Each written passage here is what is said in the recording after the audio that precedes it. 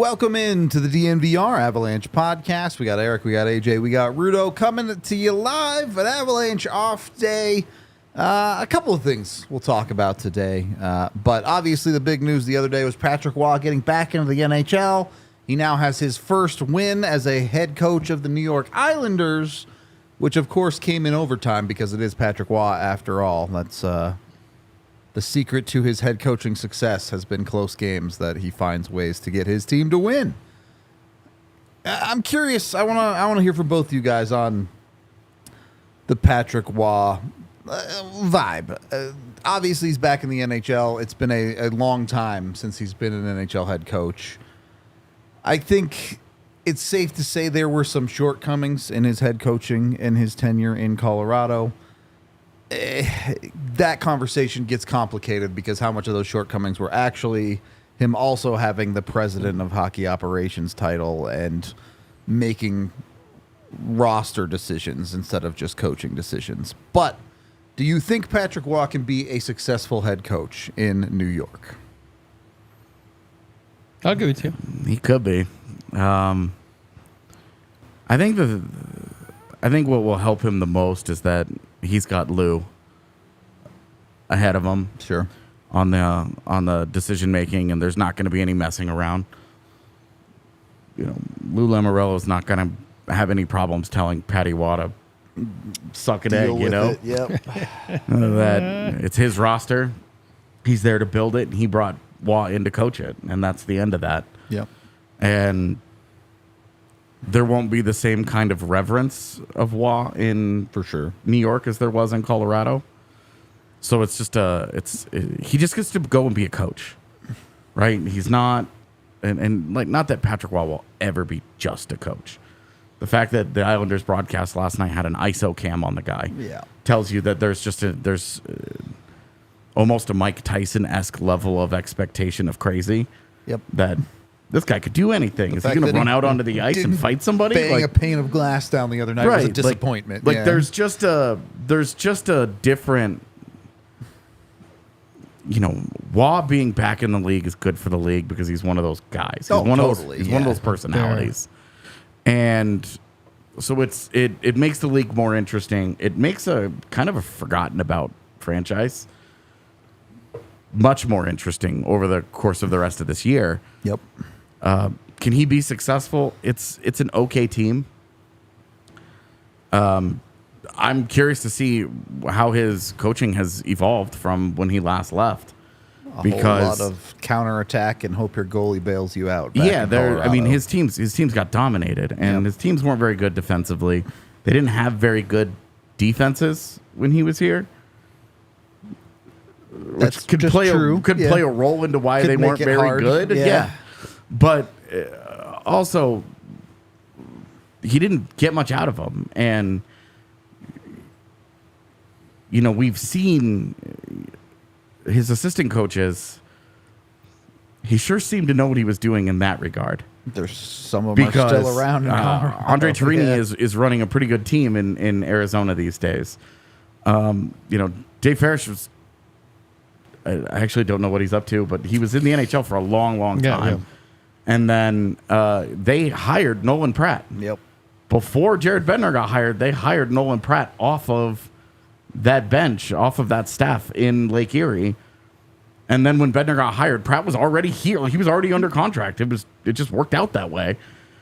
So it seemed like he had an idea of like how he wanted his defenses to look, but they could never get there. And he then went out and told Sakic that they just traded his best defenseman in Nick Holden. So yeah, that was a rough one. And like the prioritization of like Nate Gennon. Yeah. You know, there were some guys in the way that he was Zach Redmond. Zach Redmond was maybe like 5 years too early. Yeah. In the NHL's equivalent for of archetyping of a pace and space NHL. But it's like some of that stuff you wonder, and some of the players that I've talked to from that era. You know, I was covering the team back then in his final year, and some of the players that I talked to afterwards, they wore on him He's one of those coaches that has this lifespan. Yeah. It just seemed like one of those relationships where he was tired of the guys in that room because he wasn't getting what he wanted. And it's Patrick Roy. He has an expectation of excellence. Yeah. And when he goes and he coaches and he dominates in juniors, it's one thing. But there have been a lot of great juniors coaches. It's a different ballgame in the NHL. You know, he's going to get all kinds of respect, of course. He walks in that room and he has instant credibility. But it's different when you're in the day-to-day grind. How is the coach putting us in a best position to be successful? How's the coach utilizing me? All this, all that. I'm Patrick Roy isn't a good enough answer at the end of the day for all those things. Yep. So will he be successful? To answer your original question, I really don't know. Fair. I don't think it's a great roster, but he's got a really good goalie, and it should be a much better defensive team than it was. I have no idea how the Islanders were horrific defensively. I know that they have a lot of injury issues this year, especially on the blue line, but it shouldn't have gotten as bad as it did under Lambert. Which is fair, but also keep in mind Patrick Roy's picking this team up at game 44 or whatever it is for them. So implementing systems mid-season is a tough ask. Well, we saw what a huge difference it made when Jared Bednar got hired in the middle of August. Yeah. You know, it was very, very and it was very difficult. But at least in the middle of the season, it's a lot more of like we've seen mid-season coaching changes work. Yeah, a lot in the NHL. They're competitive. They're right in it. It was nice to see them actually win an overtime game instead of lose one last night, and it happening the way that it did with Matt Duchene's involvement was kind of a. That's funny. It felt a little karmic in ways where you were kind of like, all right. The world is in balance again. Now these guys can go their complete separate directions and don't have to be involved with one another ever again. So it was interesting. But I think the number one aspect of this is that he answers to Lou. Sure. And Lou doesn't answer to anybody. He doesn't have free reign. Yeah. He's not, there's not like it's not like a collaborative with Joe Sakic. It's not like hey, pal, do you want to go get Francois Beauchemin? Do you want to go get Brad Stewart? Are there any more old, broken down guys that we can go pick up and play a bunch of minutes on our blue? That's not going to happen in New York with the Islanders. Lou's going to do what Lou's going to do, and Wah has to make the best of it. And he's just got to figure out how to be the best coach he can be. I'm curious how he'll handle that. But I wonder if there was a little bit of humbling that happened with the way he left Colorado and seeing the success that they had without him was maybe shit. Yeah. Did I mess this one up? Yeah. How much has he grown since then? How much ownership does he take of it ending in Colorado? Those are all going to be key factors in the level of success that he has with the Islanders. Yeah. I mean, I'll just say my side, right? Yeah, just everything happens for a reason. That's the way I take it. Maybe he wasn't ready, to have his tenure in Colorado. You know what I mean? Like when I say that, I mean all the respect in the world to anybody that was involved, whether it was players or management or he comes in and you got to remember it was Avalanche 1.0, right, which we always refer to, and then it kind of got stripped down to the rebuild, right, so to speak, and we youngest team in the league and lowest payroll in the league, and I was part of those years there, with a thin front office staff that we had, and it was wearing on you because it was so different than what we were used to. You know what I mean? Because the Avalanche were the mecca, right, of the NHL, and it was for that decade of success they had. And then you go in there, and then Joe comes in there, and Patrick comes in there, and then the shine is back, right? And it was so crazy if you remember. Like people were so excited, and he was excited, and you got to remember, he had stopped playing, and he was such a warrior competitor. We don't need to go back to the accomplishments, but Patty's a worker, and Patty owned that junior team, and I'm from there, so I can tell people, and even the listeners, like it's amazing what they did with that franchise in juniors. It's amazing from the ownership standpoint to obviously winning the Mem Cup back then. You're talking about this past spring was the second one, right? Yeah. So we're talking about Patty's a worker. Patty didn't mind getting on the bus and 15-hour bus rides with the young, players, and it was never like, I'm Patrick. Well, I don't drive the bus. I will meet you guys there. You know what I mean? And he just loves the game. And I remember when he was playing here too. Like when I was his teammate, he was always in the coaches' offices, and it wasn't about talking about the team itself, because I think he knew there was a barrier too. Like, hey, we're all teammates and there's coaches, but he was in there every day, like learning drills to whatever it's Crawford or Hartley or whatever, and it's about his son's teams, because you would love going to practice at night and you just go be a coach on the ice for those kids in Littleton, and so he's always had that passion to coach and the passion for the game. So he comes in here, he's the coach, Joe's there.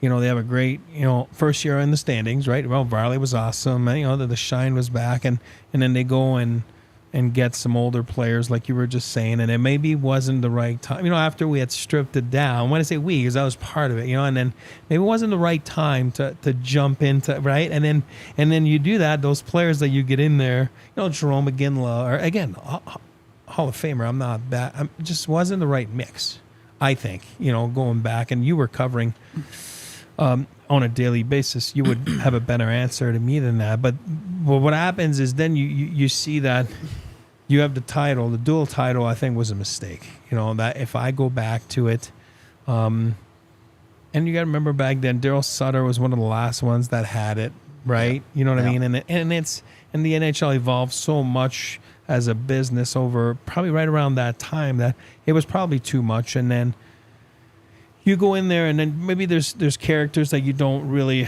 associate with on the ice, meaning on some of the players. Let's say it's Matt Duchene or whatever it is, right? I mean, we all know the example of when he talked about Dutchy when he scored his 30th, and probably wasn't his.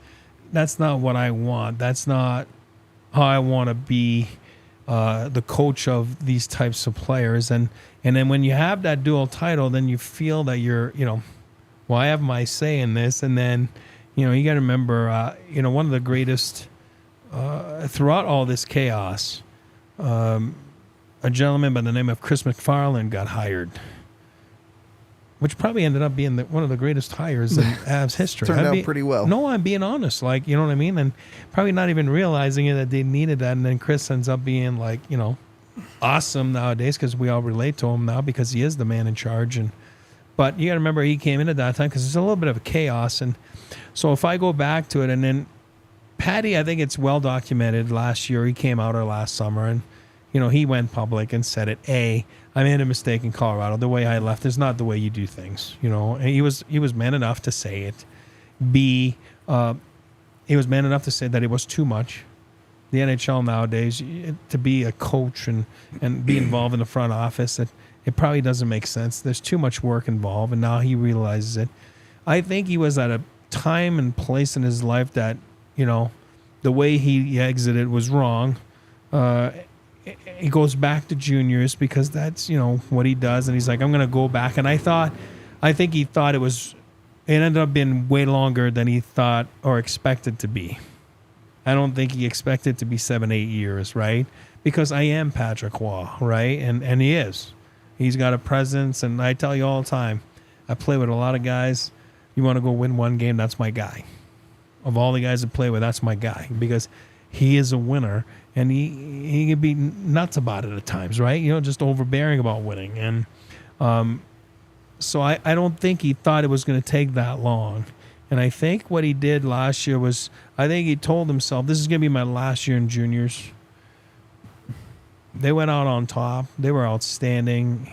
He changed his philosophy a little bit towards youth and adapting to today's generation, and surrounded himself with, he's always surrounded himself with good, like you said, with good staff, even in juniors. I mean, those guys are all working in hockey, and then all of a sudden he thinks there's going to be some openings, and then boom, again, there's no openings. You know what I mean? Meaning, sorry, there are openings. He's not the selected one.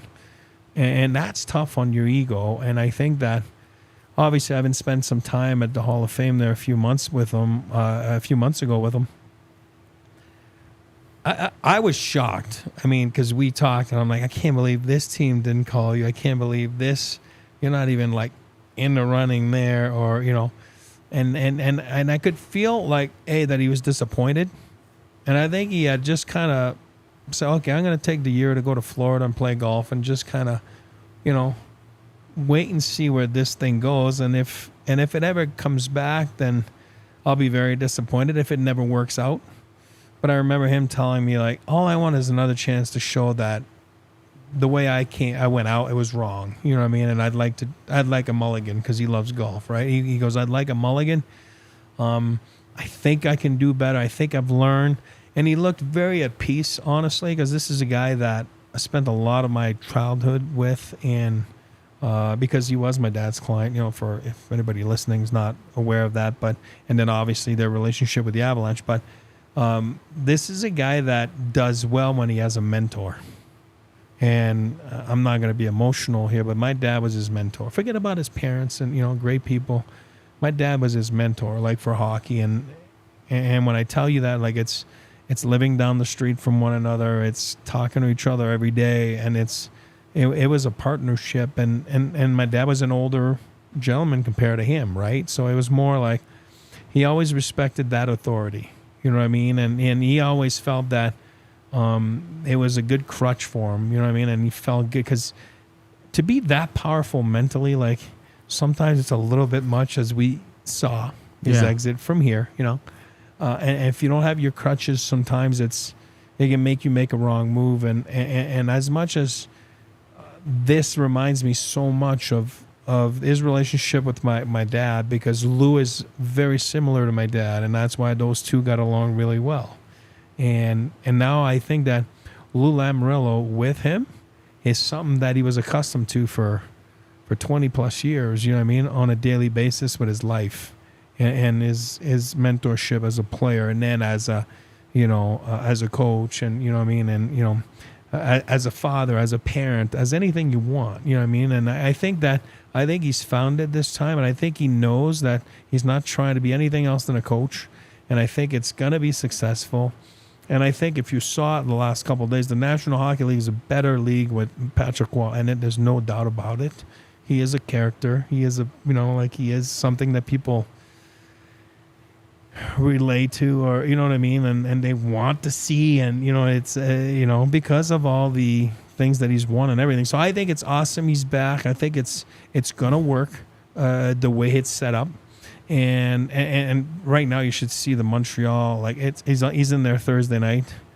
He's actually playing the Canadiens Thursday. It is absolutely crazy. I mean, the broadcast was shifted in Quebec. They sent a real crew to the game last night. They did the game live. I mean, he is an icon in the National Hockey League, but he's also almost a cult hero, like in Quebec and Montreal, and it's polarizing at time too. You don't like him. So I think it's great. I think that he's learned a lot. I think he's grown up a lot. And I sure am proud that he's back. I got a question for each of you. First, yeah. Did 13-14 and the success the Avs had with Patrick Roy that first year set him up for failure in Colorado? I think it's unfair to say it set him up for failure. Because, the team in general, perhaps. Well, and I think part of the story that gets lost in this, and we talk about too much power, there's too much this, too much that, but Joe Sakic was also new at being a GM. Absolutely. He was not established in that job, so having Roy come in, and then the immediate success that they had, it was a little bit before analytics had really started to take over. And take, God, I was in the room that day, man. JJ Jerez is the one who asked him the question about Fenwick, and he called him Fenways, and it was that's a moment I'll remember for a long, long time. But to that point, to exactly that, he gave us hints that they had some level of internal modeling, some private whatever the data that they were using. It was not something that the organization was making decisions off of at the time, at least a lot of them. Yep. And I think that it set them up for failure in that they thought they were better than they were, and that they needed. They relied from a front office perspective. They relied on very old school hockey mentality to try to make that roster better. Sure. I mentioned Francois Beauchemin. I mentioned how things went with Zach Redmond, who was like, let's be real, he was like a 6'7". Yep. Maybe he would have been good elsewhere. Maybe he wouldn't have been. He was only ever okay. Gonna be really hard for that guy to fit in a lineup that also had Tyson Barrie. Exactly. Like he would have had a role maybe in other situations at the time. It was a tough spot. But there, the signing Jerome McGinley, losing Paul Stastny in free agent, like there were things that happened. There were decisions that got made along the way where they said, we're gonna try to win right now. The Mikhail Bodker, Sean Matthias trade deadline acquisitions were win now moves to try and get them into the 8th seed. Yep.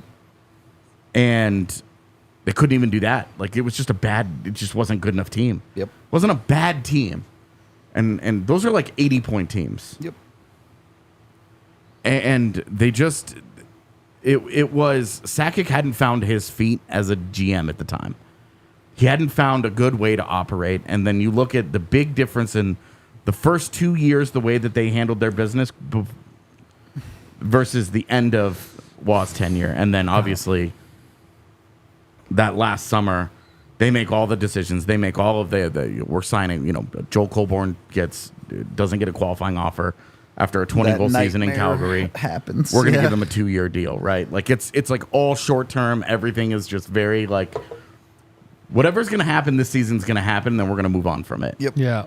And Waugh was clearly not happy with it. Yep. And you mentioned Chris McFarland. Chris McFarland got hired that year because thank goodness for Columbus deciding to restructure their entire front office. That's right.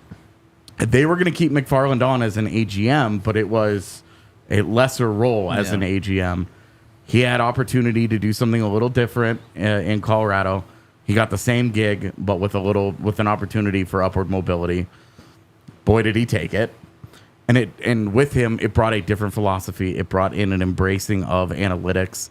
It brought in an embracing of a lot of things that have led to Colorado's front office being one of the cutting edge, tip-top front offices over the last 8 years. That was huge, and I think you can trace some of the 2013-14 complete fluke success. That was not a good enough team to be where it was. For sure. Might have still been a playoff team, but for it to win its division and have the season that it did, it's ridiculous. You look back and you're like, some of the great Avalanche teams in history, and you're like, that one's in the middle of it where you're just like, eh. It also took a Vezina caliber season for them to get as far as they did. And like they won a lot of games in the last minute. Yep. There was a lot of you notice how teams will occasionally pull a goaltender now with 4 or 5 minutes left. Yeah, that was all Patrick and Roy. we don't and like that was his biggest impact on it. Yep. But it did not take the league by storm the way that it did that year. Yeah. Where people were like, what's going Colorado How cracked the does code. this keep working? They figured out hockey. You lose for 2.5 periods, pull the goaltender with 9 minutes to play, win the game. I don't understand. And then teams started just getting rocked in those, and so it became like you give up like 12 goals per 60 when your goalie's pulled. Now it's like, okay, instead of pulling the goalie with 90 seconds, it's more like 2.5 minutes. 2.5 to 3 minutes. We'll do it now, but he definitely did bring in that element of it. Mm-hmm. But from a personnel standpoint, the best way that this is going to work is lose there. Yep. Fair enough. He doesn't have to do any of that anymore. No. So I would say yes. Long-winded way to say yes. And I'll go quickly on it, like to defend Joe, so to speak, and it was new for Joe. You mentioned that too. Yeah. And it was brand new, and you got to do it at your own personality. And Joe was going to be Joe. Joe was never going to change himself, like be something he's not. And maybe we talk about fit on a roster all the time. When you look back at it, maybe Patrick wasn't the right fit for him.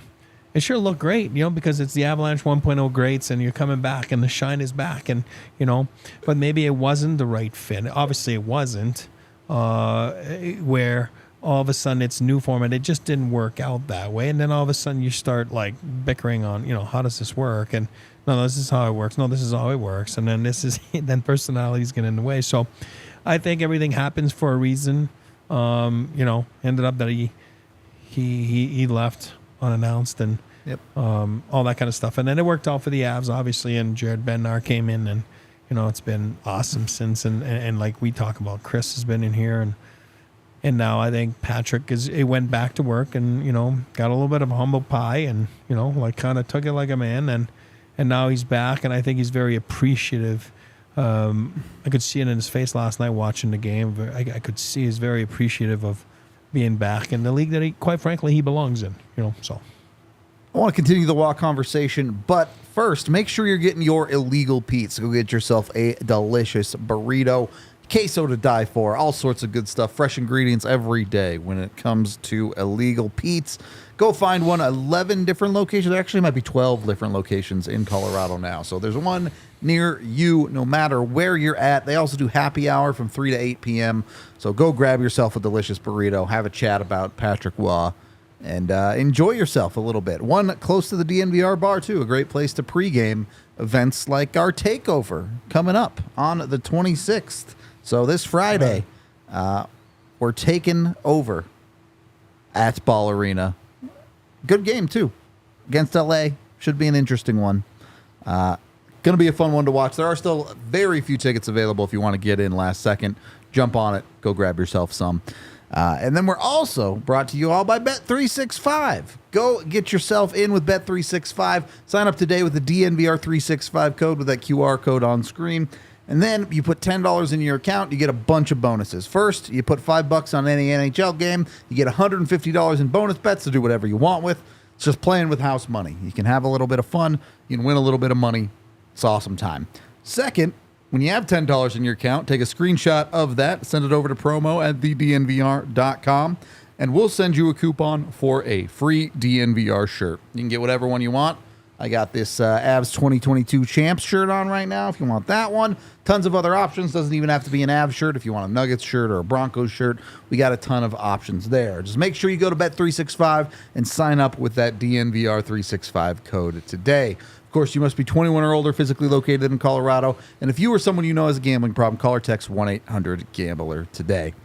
Second period of the DNVR Avalanche podcast. There's two things I want to go here with Patrick Roy. Someone in the chat earlier asked about Roy's ability to potentially adapt to the modern NHL game, particularly when it comes to defensemen. And there's two things there to mention. Obviously, you guys talked about the long time he spent in juniors. He's played with a lot of these kids coming up that play that style of hockey. And two, Tyson Barrie, in a lot of ways, was a prototype of the modern NHL defenseman, I think. And obviously, Barrie's an extreme case of all offense, virtually no defense. But this concept of defensemen pushing your team in the right direction, getting pucks up the ice and helping contribute to the offense. It seems like Patrick Roy can make that work. Certainly, as we've seen Tyson Barrie's career, lots of head coaches have struggled to figure out how to use him. Patrick Roy didn't have that problem. Yeah, I mean, I watching, again, we're not too familiar. I mean, I'm going to say we. Maybe you guys can say no, I am, but you are, but I'm not too familiar with the New York Islanders. I mean, it's not a team I watch on a nightly basis, and you know, I mean, I'm just not, for whatever reason, right? You know, I watched them last night. I tell you one thing though, they got a real deal in Noah Dobson. That is, wow, was I impressed by that guy yesterday? And I know it's been kind of a slow rise a little bit, right? You know, but always got a horse there in my book, like you know, like yeah, I think in a lot of people's book. But I think yes, I think he'll be fine. I think he's 2 points to this. Yes, he knows how to deal with today's youth. Obviously, I haven't been in so many major junior games, you know, involved in and owned and coached and had success with. And B, yes, I'd be lying to you to tell you that, you know, these offensive defensemen were his favorite when he was playing. No, he liked the stay-at-home guys. He loved the Sylvain Lefebvres of the world. And, you know what I mean? Like, as a goalie, that's, you know what I mean? That's what he liked, and that's what he's trying to to say, but I think he's able to adapt. I think he'll be fine. You get an ace like Cale Makar, like, oh no, you skate too fast, you're too good offensively, I don't like you. You know what I mean? Of course he's not like that, but a game has evolved a lot in the last 5 years. The game has evolved a lot. I'm talking about the NHL game, the last 10, 15, 20 years, and he's so passionate about the game that, I think that this time around you'll see a little bit of a, and he said it yesterday, he's not going to shy away from it. He goes, hey, defense wins championships. I mean, and to that extent, the Avalanche, once they figured that out too. Yeah. The Nates and those guys, I mean, you got to take care. And Bednar's got them right now playing too. Like, those guys are, you talk about the Toronto Maple Leafs. That's what everybody complains about, the Toronto Maple Leafs, right? You know what I mean? They don't really care about one side of the ice. Well, the McKinnons of the world and the Rantanen, and Cale Makar, I mean, those guys take care of their own end. And I think that's kind of what Patty was kind of saying yesterday. Defense wins championships, and I think that, obviously, if you can just push everything to modern day NHL to get offense from your back end, I don't think he'll be opposed to that. And there will have to be some level of like living with, just accepting. Yep. Hey, you have some of these offensive guys, you're going to give some up. They are who they are. Yeah. Cale Makar this year, there's one knock on his game this year, is that D-zone puck management. A lot of goals against with Cale Makar on the ice this season. A lot of goals for. Net positive. But a lot of goals against. More than you would want out of your number one guy that is going to play as often as he is. Can he just be cool with that? Can he just accept it? Hey, Adam Pelech has been a great shutdown, lockdown defender over the last couple of years. Doesn't mean you can play him 28 minutes Noah a night. Dobson's taking that job. Yeah. Noah Dobson's better. I thought he was a stud last night. And it's not just that Noah Dobson's offensive game has come up. That obviously helps. But Noah Dobson's all-around game has gotten so good. That's right. The guy's a monster. It should be very easy for him to walk in and be like, Adam Pelech is now my second pairing defenseman. Very easy to do. Just let it ride. So, but yeah, the adjustment of how will he handle the defenseman, and right. Yeah, it's a very different game. It's very. I compared it earlier to the pace and space era of the NBA. It's faster than it ever has been. It's more predicated on speed. Possession has never been more important. That's partially because the Colorado Avalanche happened. Yep. It's a copycat league, as they say, and everybody wants to be the Avs. Yep. Why wouldn't you? Must be nice. We're going to talk about that a little bit later, actually. But before we get there, I wanted to ask you, because you kind of mentioned, felt like Lane Lambert didn't have the team where they wanted to be. Yeah. Did he get a fair shake? Do you think he got a real runway to be the head coach of the New York Islanders, or was this maybe a little premature? Was this maybe you see Patrick Roy's head name in lights type move? I think he got an opportunity. He had a GM that is going out of his way to make a win now roster, and I think the roster's okay. Like, when it works well, it looks great. When it doesn't, you're just kind of like, ugh, poor Ilya Sorokin. Like, this is tough. He's good too. but with Ilya Sorokin and Semyon Varlamov, you've got a steady base there on that back end, and the forwards. You go through those lines, and last year the Islanders couldn't score. Yep. This year the Islanders can't defend. I know that there are injury issues involved in why they've had problems on the defensive side, but Ooh, every team has that. They do, and Lane Lambert, like, when you have problems that pronounced and they're different, and the roster has not changed a whole lot, to me, that just says you have a coach that just doesn't know how to get the most out of it. It's also a team that emotionally just folded up shop in games. They've lost a ton of overtime games. They've blown a ton of third-period leads. Like, Something half that had to give, roster, yeah. half that roster signed for like 2+ years. Yep. The easiest thing here is Lane Lambert, Sure. and it was going to be. I think it was always going to be tough with Lane Lambert being Barry Trotz's right-hand man for so long. For him to be like, oh hey, like, this will work really well. It did not. Yeah. just for my money, it would be hard. If I'm running a team, it would be hard for me to give Lane Lambert a job again in the future. Sure. Without him going on and maybe success elsewhere. Yeah, maybe being a head coach in the AHL, running his own bench for a while. Because when you're that when you're the assistant for that long, when you're the right hand guy for that long, you don't get any experience at the top. Even if it's whatever level it is, juniors, AHL, whatever, you don't get any of that experience at the top. And so I would wonder, if I'm Lane Lambert, that's probably what I would be focusing on doing, not taking an assistant job. Yep. In Minnesota next to John Hines, try to get the head something like coaching that. thing sorted out. Yeah. I would try to get a head job on an AHL bench and go from there. Get that experience. Yep. Running your own bench and fixing your own problems as you go. He's a good guy too. Like I met him on a non-hockey situation. Good guy, really liked him. Not that we're friends, but I'm going to add one more thing about this Patty hire. And I've said it before on this show, and I'll say it again.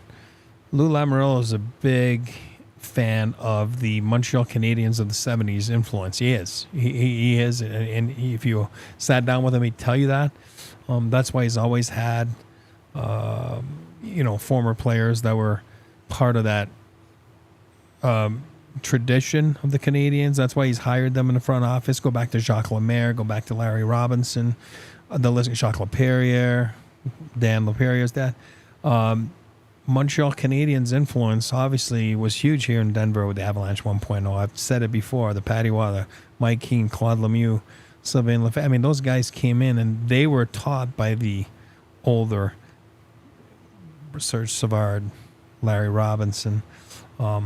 So Lou's always been a fan, and he's always had people. And you got to remember, and Patty said in his press conference yesterday, Jacques Lemaire is still with Lou. He's still a consultant for coaches with the Islanders. And then that was big for Patrick to have that. And he said it yesterday. He goes, I feel that. That's why I know he's changed in his philosophy. He said it. He brought it. Jacques Lemaire saying he's only a phone call away, or he's right there on some games, and it's important for me. And he goes, I told Jacques I need to hear it. There's no black and white. You tell me. And he goes, I told the same thing to Lou. And so I want to say that the Montreal Canadiens influence of the 70s is big for Lou, and I think that it had a lot to do with Patrick Roy's hire. You know what I mean? Obviously, Patty being an ex-Montreal Canadian, I've been learned from all those guys. And then, obviously, he did say that they talked about the 2001 Cup, and Lou wasn't very impressed with Patty bringing that up, and then told him to basically shut the F up, and then but Patty was kind of bringing that on. I think Patty's he's very proud of his heritage, proud of his background, and he is a student, not a student, but a fan of the game, and like he said, he respects the game, and I think that had a lot to do with it. Obviously, the Islanders losing like 4 in a row, and then Lou doesn't waste time, right? We all know that. Over the years, he pulls the trigger. He's not afraid to pull the trigger. And I think that it's like, okay, maybe this is the time for me to go get this legend, so to speak, in the National Hockey League that's got the ties that I like. You know what I mean? Like I was talking about the Montreal Canadiens influence, and I think it made him jump on it. You wonder too, like, just there's a personality, for sure. We're talking like, oh, how's he going to handle his defense, and is the speed of the game and the way that the game is played and all that. But also he's Patrick Roy, and I'm surprised that a Toronto Maple Leafs ran it back with Sheldon Keefe, under new management. Decided that was just gonna do this again. And then all the upheaval in Ottawa this year, that they're looking for stability. You're also looking for maturity. You're looking for a change in your attitude. Yeah. You're looking for a guy that's going to walk in and the expectation is winning. Yeah. He lives and breathes winning. There's no way you could take that away from Patrick Roy. Yep. He lives and breathes winning. That's all he cares about. He gets up in the morning thinking, all right, we're gonna win this. We're gonna win. How do I win? And I think that's certainly not a young team like the Islanders. I don't know if I would call them an older team, but kind of a team that is what they are at this point for the next several years. And a team stuck in neutral, at least it's a direction. Yeah. At least they've had the balls. A guy that to take the chance and say, hey, well, pros, cons. He brings a certain give a shit. If you can't win this with this guy, you might just not be able to win with this core type thing. And it's a, we talk so much in Colorado covering the Avalanche about culture. Sure. And you can look at, I definitely, Toronto and Ottawa are two teams. Culture is, for me, a huge problem with those franchises. I think there's no doubt in Ottawa for sure. Yeah. And I think the Islanders were kind of just stuck with no culture. Yeah. It wasn't good. It wasn't bad. It wasn't a pro. It wasn't just a con. The other team in New York. Yeah, they have a captain. Could people from the other fan bases name him? It's Lee, right? Yeah. See, you weren't even 100% sure. Yeah. Had to think about it. I thought it could be Brock Nelson for a second, but no. So yeah, and like they just didn't. They just sort of are adrift as an organization. Yeah. And with Waugh, you're picking a direction. Hey, we're trying to win. Lou Lamoriello has given up like 3 first-round picks in the last 4 years to acquire players, and then sign guys to deals. Like the guy's trying to build a roster to win. He's doing what he can. Guys that are out there and that are available, he's trying to sign them. J.G. Pajot and Bo Horvat and Alexander Romanov. Like, he's bringing guys in and signing them to deals and doing whatever he can to try and make that a winning roster. And he's looking at the bench and he's like, I need a stronger personality. I need something else here. Yeah. And there's no doubt that in Patrick Roy, they have that now. Will it work? There's no guarantee. But if you're in Toronto, you're a Maple Leafs fan right now, you're looking at it going, we're, again, kind of floundering. Somehow we got midway through the season, we've signed Matthews, we've signed Nylander, and the conversation's about next year. We're not even at the All-Star game yet. We're talking about next year. Wild times. Crazy. So, and in Ottawa, again, Pierre Dorian had made moves, spent money to try and make that team better, used a ton of draft picks to try and make that team better. Where are they? So it's with Waugh, it's at least a direction. The thing I will give Waugh credit for is I think he's a real dude. To compare and contrast him to someone like, let's start when he was a goaltender. Contrast him to Jordan Binnington. Two guys that I think were a little bit of hotheads on the ice, fair to say. Yeah. But you have one of them who backed that shit up. Mm-hmm. If Patrick Roy got mad, he said, yeah, I'll throw hands, bro. I'll talk. Yeah. I'll go win championships. Jordan Binnington did win a chip, but you see that guy run his mouth, and when shit gets real, Binnington's hiding. I mean, Patrick Roy never got pulled from a game and skated off the ice and shoved the opposing goaltender just because he was near him. Exactly. There was Patrick Roy. We could talk all about the Michael Jordan-esque grind of being his teammate. I'm sure you could definitely talk about how crazy he was at times. It's turning into the Nathan McKinnon-esque there. Exactly, but the way that he grinds on you, but it's for a purpose. Jordan Binnington, I mean, Craig Berube in public last year, his own head coach, was like, can he please just stop a puck and shut up? Like, your own head coach is asking, like, Jordan Binnington is a bitch for the sake of being a bitch. Yep. Patrick Roy, and that's the difference. That's the margin of error in sports. It's razor thin, yeah. You're a fiery personality when you win, and you're a bitch when you lose. Yep. But you're just an obnoxious, annoying, grating personality when you lose. But Patty, like, just to show you that he's always tried to be better, and if you go back to that documentary with the Red Wings there, one line sticks out so much in there because as a fan, you're watching a documentary, but as someone that was in it, it's totally different. And I remember him saying, like, after 4 or 5 years, I said to myself, what are we doing here fighting these guys all the time? Like, maybe we should go back to just, like, try to win. You know what I mean? And it's funny because it's exactly what happened. We're so gung-ho on this is going to be a brawl, and this is nuts, and then all of a sudden he was obviously at the head of it, and then to hear him say that 20-something years later, it's so funny because it's like, what are we doing here? Like, you know what I mean? It was that for me is my favorite line in the documentary, and if you haven't seen it, you should watch it. But it's unreal that he's just like, I came to my senses, like, what am I doing? You know what I mean? But but you're right. It is about winning with him. It's always about winning, and I think this shines through as a head coach. And you talked about it. He's admitted that maybe he didn't handle it the right way, but the source of Patrick Roy leaving the Colorado Avalanche was a guy looking at this roster and saying, I can't win here.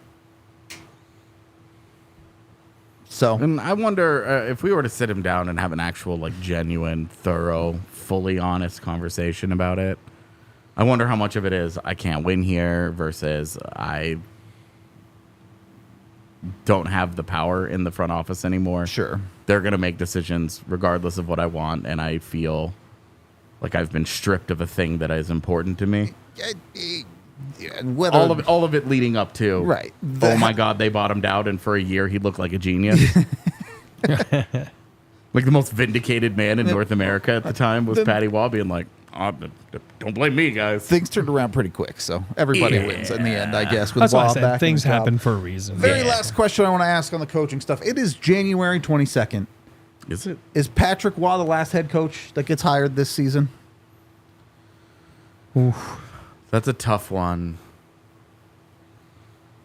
That's a tough one for me because Craig Berube is just sitting there, and I don't know if he wants to coach or if he, whatever. But if I'm the Maple Leafs, again, I look at them squarely, particularly them. Got a Bruce Boudreau sitting out there too. Well, and I think Ottawa's like, we can figure this out in the summer. We're not trying to. Sure. With all the nonsense that's happened in our organization over the last year, we'll wait.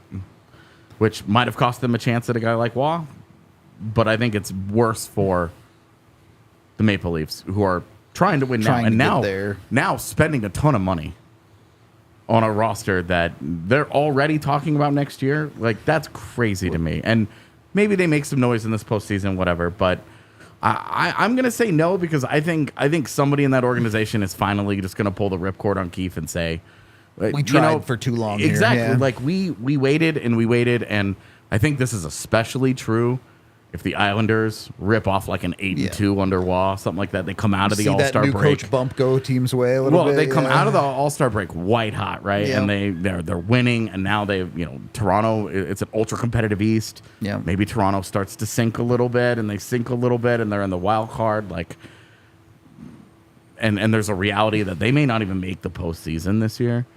Then I think you have to look at, all of these things are why I think you could see it in Tampa too, with John Cooper, a guy who was supposedly had some issues this offseason. Yeah, with Cooper, I think there's so much different elements there that he's been there forever. I get it. And the success that they've had, I think they would get to it, and they would kind of do like what the Patriots and Belichick did over the summer, where they were like, get to the end and say, all right, and be done. like, hey, yeah. we both want to move on here, and there's not a good guy or a bad guy, and it's we have reached the end of this relationship. We're going to move on. Instead of calling John Cooper into an office one day and saying, we're done. I think they would like to do that, but if you get to a month from now, if you're the trade deadline is approaching and Tampa is flirting with that line of, are they a wild card team? Are they not? You could see someone make a rash decision. I'll put it that way. Yeah, I don't think this is the last coach. Okay. I don't think so. Yeah. I'm with you, AJ. And I don't think that's it. Well, hopefully we see more action because it's always fun to talk about the Probably craziness. be somebody random, Just Todd somebody- McClellan out of nowhere, right? Like, Just peace. they lose 5 more games in a row or whatever, and it's just like, well, you gave him Cam Talbot in net. Like, The Sharks lock in the worst season of modern NHL history, and they fire David Quinn on like April 1st or something. man, it would be Yeah. cold to make a guy stand behind the bench for 70 of those games. Just kick him And to then the be curb. like, all right, we're good. That would be cold-blooded. Sharks. Well, Cold-blooded. make sure the way the coach protects his team that you're protecting your house with Red Hawk Roofing. I don't really know if that works, but we're going with it. Red Hawk Roofing will take care of your roof no matter what's up, even if you don't think there's anything wrong. They'll give you a free inspection when you get a hold of them. They'll go up on your roof, they'll take pictures, they'll make sure everything's all good. They'll give you a report, they'll let you know what's going on up there. Go to redhawkroofing.com today to get them, at least for the free inspection. If there is something wrong, they can get it all fixed up for you, too. They're available 24/7, so even if an emergency happens, if you spring a leak or something like that, they can come out and they can get it fixed for you. Go get with them at redhawkroofing.com, another local company, just like us here at DNVR. So go check them out. Go get yourself some new shingles. Could you shingle a hockey net? Would that work? I don't know, man. I don't know anything about shingles. Yeah, me either. I'm not a big... I probably know more about shingles, the medical condition, than I do actual shingles on a house. Fair enough. Yes. Fair enough. Once you got your house all taken care of, you're going to want to leave the house and go see some cool sporting events. Get your tickets through Game Time. You can go to the Avs, you can go to the Nuggets, you can go anywhere in the country. When you sign up with code DNVR, you get $20 off your first purchase with Game Time. And Game Time makes sure you get the best prices on tickets. There's tons of ways to save money, whether it's waiting for last-minute deals, using their section selector. You pick a section and they'll pick a seat for you. Saves you 18% on average. They'll even guarantee it. If you find a price cheaper anywhere else but Game Time, they'll reimburse your account 110% of the price. So go join the over 15 million people that use Game Time to get their tickets today. There's a link down in the description to download the app. Third period of the DNVR Avalanche podcast. AJ, you kind of mentioned this the other day with a bunch of teams in a copycat league wanting to be the Colorado Avalanche. Yeah. I had a thought the other night as I was watching the Chiefs beat the Bills again. It's too soon. What are the Colorado Avalanche to the NHL? Are they the villain? Are they that team that won the cup once recently, but teams don't really think about? Are they the team everybody respects, doesn't hate? Are they just some team in the NHL? What are they in the NHL? I think look, we have to be on it. Like, obviously, we think the Avs are really good, and we think that a couple of the guys on the team are pretty great dudes, and we know them a little bit, but nobody likes success, man. That's why nobody roots for success, like sustained success. It's why everybody wants the Chiefs to lose in the playoffs right now, right? Patrick Mahomes was fun for 2 years, and then we all got bored of him being so good, so now we want to rip him down. Yep. It's one reason why people have spent years going after his wife and brother. We don't like success. Everybody in the world knows that Nikita Kucherov's kind of a whiny little punk. Doesn't matter the fact that he's unbelievable. He's had a Hall of Fame career and he's amazing.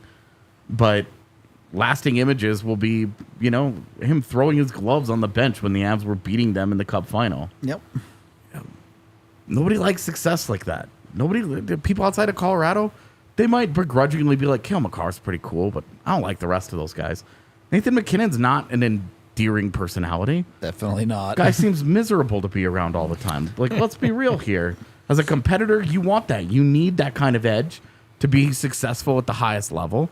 But no, man, people outside of... When Landeskog was healthy, he was like Reddit's #1 villain, dude. Outside of Colorado, Gabe Landeskog is viewed the same level as Brad Marchand is. Yep. I hate that guy. If he was on my team, I'd love the hell out of him, but I hate that guy. And you throw all that into a blender together, it's just, no, man. They're good. They're a good villain. Okay. They're a good villain because they're flawed, and so there are things that you can look at and be like, this is not their time for that. This is, no. All right. But it's a begrudging respect because their talent is that good. The best thing they have going for them is that Cale Makar is the most adorable superstar, and you still have an entire city that hates him. Look, every sports rivalry in history that has been good has been built on respect. Yeah, I'll give you that. Built on. On top of it, there's a whole lot of hate and other shit going on. Yeah, but the foundation is two good teams going at each other. Does anybody care about the Flyers and Penguins rivalry now? No. But when they were playing in the playoffs every year, yes, I cared quite a bit. Yep. Is the Battle of Alberta peaked 2 years ago? Yep. Boy, I watched it 2 days ago. It wasn't much of a battle. Honestly, I was like, huh? But the beatdown of Alberta doesn't sound quite as fun. Anyway.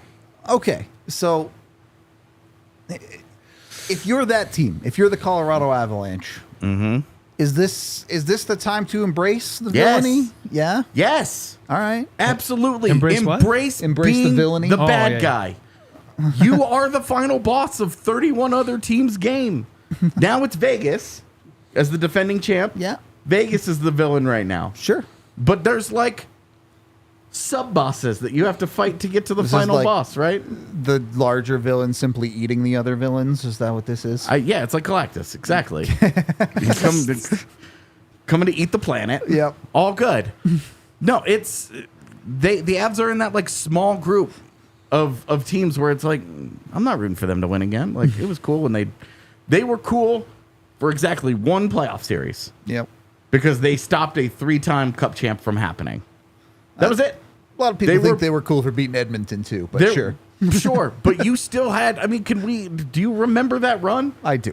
There was. I mean, Wyshynski called them boring. He did. Bland. He said that their dominance was boring. Jared Bednar was a Ken doll. That wasn't Nobody Wyshynski, but- likes that level of success. It would have been fun had they been like, oh, we're in 7-game series every round, and look how hard we have to fight. No. They were too good. They immediately became boring.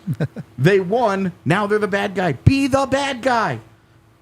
Be a villain. It's okay. Sports is built on good versus evil. Psst, just be the bad guy. Use that as your edge. Competitors need it all the time. Us versus them is an extremely powerful motivating factor. Colorado versus the world is like CU's rallying cry. Be the villain. It's okay. Can you imagine that too? If you look at, you talk about copycat league, look at the last few years, you had Kucherov that comes back and everyone is just complaining, and then you have the Vegas Golden Knights with Mark Stone and God, he's faking it, his whatever, his operation. And can you imagine Gabe Landeskog? Game 1, baby. Game 1. That would be great. Landeskog starts practicing the first week of March. Yeah. Sets up perfectly. Be the villain. Hey. And again, we don't have any insight. We're just talking about the villain, but there you go. I'm down for that villain arc. They say, hey, we won our legit cup. Now we do whatever It doesn't even matter. People still whine about it because, Braden Point was hurt. Sure. Well, people are always going to complain. Nazem Kadri had a broken thumb and he Played through it, He yeah. won an overtime In the cup final. game-winning goal. Like, give me a... Val Nichushkin was There's- playing on a broken foot.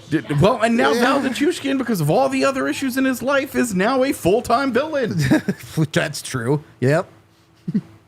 It doesn't even matter what really happened, what people think happened. None of it matters. Question for you. He has been decided upon. He is a bad guy.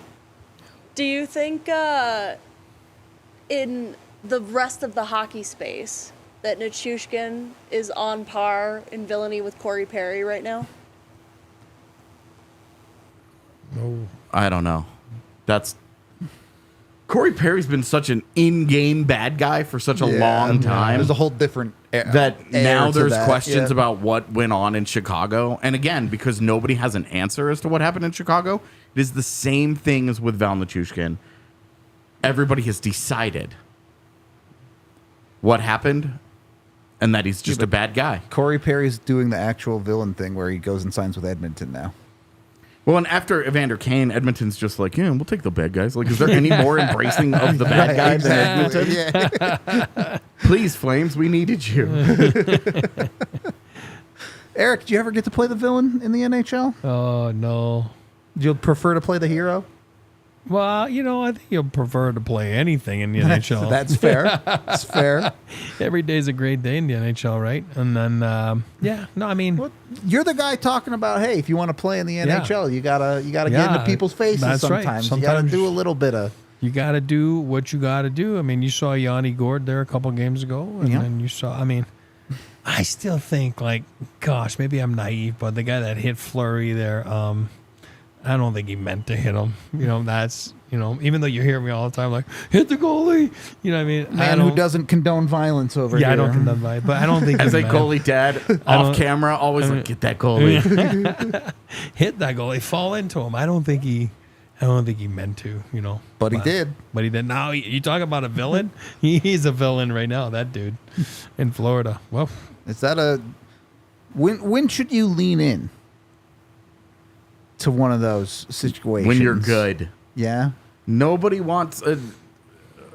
What was. Not when you're Manning or No, whoever. nobody wants Dylan Brooks. Yeah. Okay. All right, nobody wants Dylan Brooks going into his presser and being like, LeBron James sucks.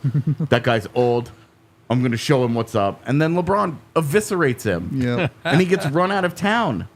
Nobody likes a bad villain. We just want to watch the bad villain get dunked on. You should embrace villainy when you're good, when you can walk the walk. When you face a sorry ass receiver like Crabtree. Oh, man. Aqib Talib was a great sports villain because he would just never shut up. He did some dirty things. He had some dirty things done to him, but he was awesome. He gave up some big plays, but he made some great ones too. Dish it and take it a little bit. Yeah. Great sports villain. But that's it. Look, I didn't used to feel this way. The rooting for the Houston Astros made me this way. So for me, it's just like, look, you're never. They will never get out of that. 30 years from now, people will be like, cheating ass Houston Astros. Yep. About that year's team. Yep. It won't matter. It will not matter. It is you against the world forever. Just embrace that. Embrace that. Because isn't that what sports is? It is you against 31 other franchises of however countless people who are all working towards one goal. Only one team wins the last game of the season. Only one. It is you against everybody. that's right. Everybody else. There's no, oh, hey, we're going to exchange jerseys on the ice afterwards and take a picture and, oh, hey, can't wait to hang out with you in the summer when we're training. F all that. During the season, it is you against everybody. Everyone should embrace the villain thing. Most of these franchises, like the St. Louis Blues, they're just not good enough to be a good villain. That's a sorry-ass franchise that got lucky one time. Yep. One time. Here for this take. Otherwise, it's a sorry-ass, forgettable franchise. It's the worst villain. They're the Dylan Brooks of the NHL. Jeez. The Avs Love have it. won. There was a conversation in our chat the other day about Avs fans being spoiled. They are. No, totally. We are. We've watched 3 Stanley Cups in 30 years. Give me a break. We've watched how many Hall of Famers? How many retired jerseys are justifiably hanging from Ball Arena? How many guys are wearing jerseys right now that will be hung? Yep. It's a spoiled franchise. It makes them a great villain. They're a Yep. great villain. They should embrace it and just let it ride. Hopefully the Nuggets get there too. Hopefully the Nuggets are the next villain of the NBA. Turn into the Golden State Warriors. Here for it. It's the highest compliment in all of a team sport is to be the one franchise that everybody hates so much that they just want them to lose. That is it. Just please lose. What, the Patriots? Because they have won so much. They have won so much that everybody else just wants them. That's all they care about. What is even if it's a lesser of two evils? I just want these. Just please make the bad guys lose. Great. Embrace the shit out of it. It means you're good. It means you have a chance to be very special. Embrace And it. don't be the sorry ass St. Louis Blues. Here for it. Here for all of that for the Avs. Okay. Or Minnesota Wild. Take it where you can get it. Any final thoughts on on the NHL and anything you guys want to touch on before we get out of here today? No? I'm excited. I mean, I think it'll be fun. Cool. With WA. The league is better with WA. Hell yeah. All right.